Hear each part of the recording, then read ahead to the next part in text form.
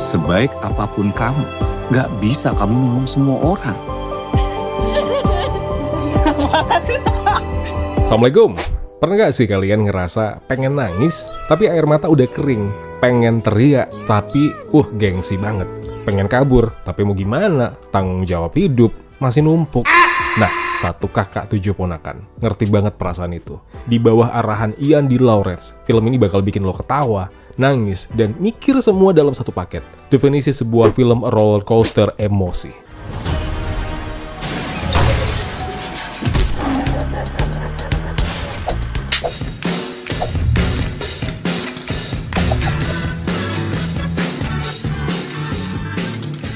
Satu Kakak Tujuh Ponakan, gimana nggak pusing? Buat lo pada yang jadi andalan keluarga, film ini bakal nyentil banget. Satu Kakak Tujuh Ponakan, bukan sekedar drama keluarga biasa, tapi refleksi pahit manis jadi generasi roti lapis yang harus kuat di segala situasi.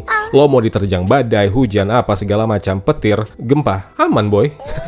Dijamin, lo semua yang nonton film ini akan ngerasa, ini gua banget sih, fix, gua banget. Nasibmu lah Moko, sidang akhir yang seharusnya jadi pertaruhan mental dan masa depan diri sendiri berubah jadi awal hidup yang pengen diteriaki tapi sadar Moko nggak bisa mikirin masa depannya sendiri aja. Karena sekarang ada dua ponakan kandungnya, satu ponakan dari iparnya, satu si bayi yang tidak berdosa yang baru aja dilahirkan, dan kemudian ada kakak kandung beserta suaminya si mulut besar yang lebih cocok disebut ponakan ketimbang kakak yang harus ditanggungnya. Oh iya kelupaan, satu lagi, anak orang lain yang dititipin ke Moko. Semua terjadi sejak kakak pertama Moko meninggal pasca melahirkan Ima, beserta dengan suaminya. Nah mau dikatain goblok, cuma begitulah Moko. Nggak pernah ngeluh, nggak pernah nolak disusahin, mau ditipu keluarga sendiri juga, ya dia ikhlas. Emang bodoh, tapi mau gimana, itu Moko.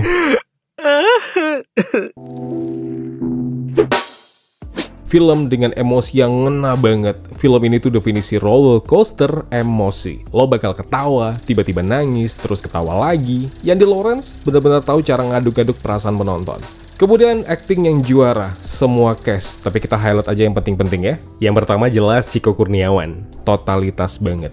Dia sukses ngidupin karakter Moko dengan cara yang natural dan menyentuh. Chemistry-nya sama para keponakannya juga berasa banget. Kemudian ada karakter Ano yang jadi scene stealer-nya. Sepanjang film semua penonton pasti bergumam, Ano, ini kamu lucu banget, pengen cubit. No, nasi pakai martabak red plepet emang enak ya. Dan ada karakter yang bikin kesal dari semua karakter yang ada, Kak Eka. Kalau dia udah ngomong, jadi si paling bijak lah. Tapi yang begini-ginilah yang emang calon anjing masa depan. Emang anjing kok bang.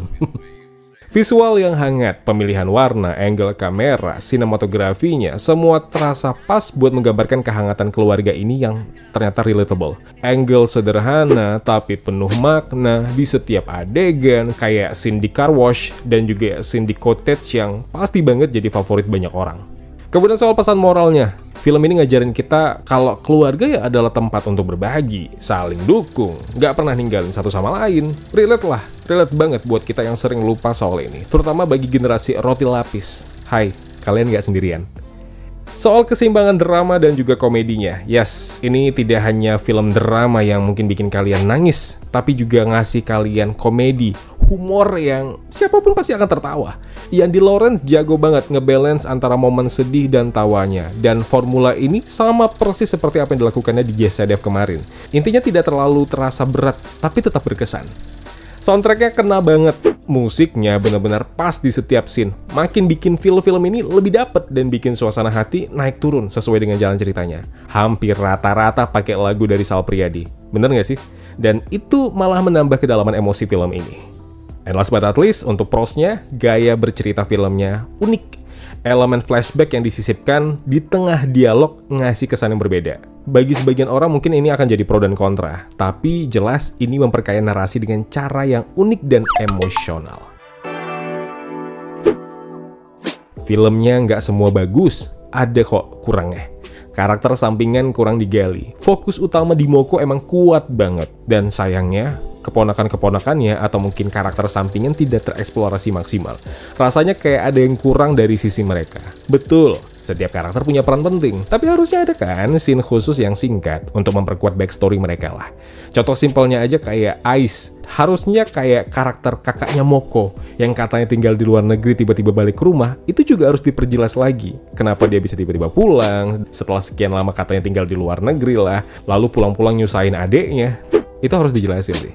Plot terlalu aman. Yes, betul. Memang dramatis, emosional, relate untuk banyak orang. Tapi sayang, alur ceritanya terlalu straightforward dan gampang ketebak. Nggak ada twist atau konflik yang benar-benar bikin kaget. Jadi buat yang suka kejutan, mungkin kurang dapat gregetnya. No hard feeling ya, jangan salahkan. Akhirnya penonton yang sudah sejatuh cinta itu dengan Jesse Dev kemarin terus ngebandinginnya sama Satu Kakak Tujuh Ponakan ini. Lumrah kalau kalian nyadar ada yang hilang dari garapan Yandi Lawrence kali ini. Dialognya berulang. Yes, ada beberapa dialog yang kesannya muter-muter di tempat yang sama. Awalnya terasa emosional, tapi lama-lama agak draggy dan sedikit repetitif. Emang sih niatnya sebagai validasi, tapi malah bikin seperti karakter Moko terlihat terlalu haus akan empati. Jadi ya, lo harus empati nih sama nih orang. Harus, dari awal sampai akhir. Ya, tidak harus gitu juga sih. Kemudian lagi-lagi, aku yakin kalian akan ngebandingkan film ini dengan Jesse Dev. Pasti. Dibandingkan film terakhir Yandi Lawrence, Jesse Dev itu, yang secara eksekusi lebih matang, mulai dari pengembangan karakternya lah, kemudian lebih sadar aja dalam pengembangan emosinya. Nah, film Satu Kakak Tujuh Ponakan ini terasa lebih ringan dan sedikit kurang dalam eksplorasi konflik personalnya. Bukan tidak ada ya, tapi dikit lagi aja. Gunanya buat apa ya? Kayak final act scene-nya lah yang khas pun terasa kurang impactful dibandingkan karya sebelumnya. And last but not least, soal kehangatan yang terkadang terlalu dipaksakan. Beberapa adegan flashback muncul di tengah-tengah dialog terasa seperti dipaksakan. Betul, ini tadi ku bilang, bakal ada pro dan kontra. Ya, tadi versi pro-nya dan ini kontranya. Memang bertujuan untuk pendalaman emosi, tapi malah terasa seperti pengulangan yang berlebihan. Kalau lo nyari film yang bisa bikin hati anget, senyum, tapi juga mewek di saat yang nggak disangka-sangka, Satu Kakak Tujuh Ponakan jawabannya. Bukan cuma tontonan, tapi pelukan hangat yang lo butuhin setelah hari yang begitu panjang. Buat kalian yang sering ngerasa jadi tulang punggung keluarga atau lagi di fase generasi sandwich, siap-siap dibuat relate abis. Yandi Lawrence bawa cerita yang mungkin sederhana tapi nyampe banget di hati. Jangan sampai kelewatan nonton film ini. Ini adalah film yang bakal bikin kalian semua pengen pulang dan pengen peluk keluarga erat-erat. I love you all. Silahkan like video ini kalau kalian suka dengan reviewnya. Silahkan dislike aja kalau menurut kalian tidak sependapat. Dan jangan lupa untuk share pendapat kalian. Ya siapa tahu punya pendapat pribadi, boleh dong biar semuanya pada tahu. Biar kita bisa diskusi bareng-bareng. Dan jangan lupa juga untuk subscribe channel Kawan Review. Biar banyak lagi yang kenal sama channel ini. Biar banyak lagi yang sayang sama channel ini. Biar ya makin berkembang lagi. Amin. Terima kasih semuanya. Kalau begitu aku Zain pamit undur diri. Kita ketemu lagi ya di video berikutnya. Wassalamualaikum.